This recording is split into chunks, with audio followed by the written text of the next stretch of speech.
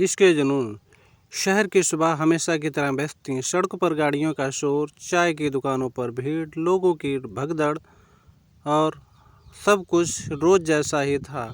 और इसी शहर में रहता था आरब। आरब एक साधारण लड़का था, लेकिन उसके सपने बहुत बड़े थे। एक छोटी सी कंपनी में काम करता था और अपनी कानपुर माँ के साथ रहता था। पिता का देहांत कई साल पहले हो चुका था, इसीलिए घर की जिम्मेदारी उसी पर थी। एक दिन ऑफिस जाते समय आरव बस स्टॉप पर खड़ा था, तभी एक लड़की दौड़ते हुए वहां पहुंची। उसने हाथ में किताबें थीं और चेहरे पर हल्की सी घबराहट। बस निकल गई क्या? लड़की ने सांस लेते हुए पूछा। आरब ने मुस्कुराते हुए कहा, नहीं, अभी नहीं आई। लड़की ने राहत की सांस ली। उसका नाम नैना था। बस आई और दोनों एक ही सीट पर बैठ गए। सफ़र के दौरान दोनों की थोड़ी बातचीत होने लगी। आरब को नैना की सादगी बहुत अच्छी लगी। उसे लगा कि जैसे पहली बार किसी से मिलकर दिल इतनी तेज़ी से धड़क रहा हो। अगले कुछ दिनों तक आरब और नैना बस स्टॉप पर मिलने लगे। धीरे धीरे दोनों में दोस्ती हो गई। एक दिन नैना ने कहा, तुम बहुत कम बोलते हो। आरब ने हंसते हुए बोला, और तुम बहुत ज़्यादा। दोनों हंस पड़े। अब उसका रोज़ का रूटीन बन गया। बस में साथ सफ़र करना, रास्ते में चाय पीना, ज़िंदगी की छोटी छोटी बातें करना। आरब को महसूस होने लगा कि वह नैना के बिना दिन की शुरुआत सोच भी नहीं सकता। एक शाम बारिश हो रही थी। सड़कें भीग चुकी थीं और हवा में ठंडक थी। नैना छतरी लेकर खड़ी थी। आरब भी वहीं आ गया। आज बहुत बारिश है, नैना बोली। आरब ने मुस्कुराते हुए कहा, लेकिन आज तुम्हारी वजह से मौसम और अच्छा लग रहा है। नैना थोड़ी शर्मा गई।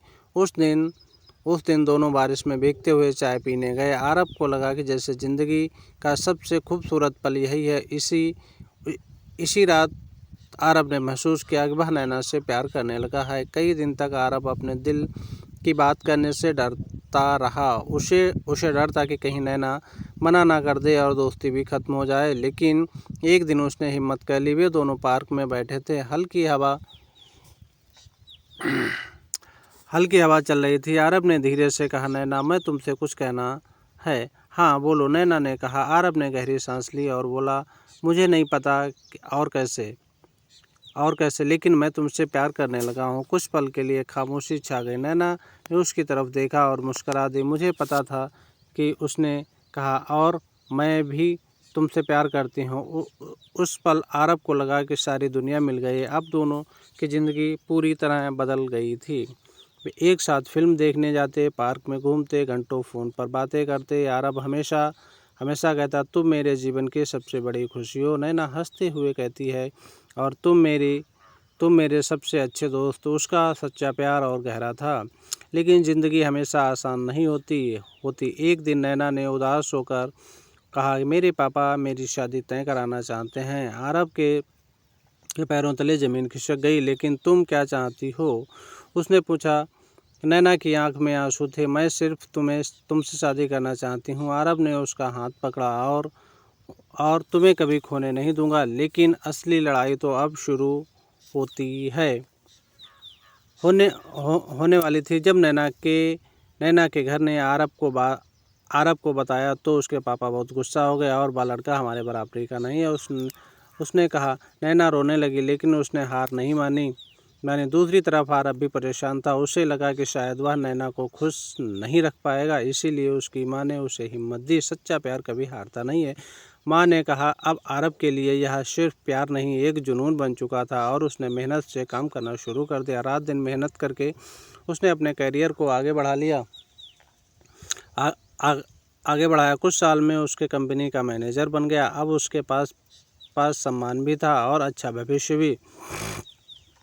2 साल बाद एक दिन आरब अचानक नैना से मिला, और वह बस स्टॉप पर था जहां उसके पहली मुलाकात हुई थी। नैना ने उसे देखा और उसकी आंख में आंसू आ गए। मैंने तुम्हारा इंतज़ार किया, उसने कहा। आरब ने मुस्कुराकर कहा, और मैं तुम्हारे लिए लड़ रहा था। आरब ने नैना के घर जाकर उसके पापा से बात की, और आरब एक सफल इंसान बन चुका था।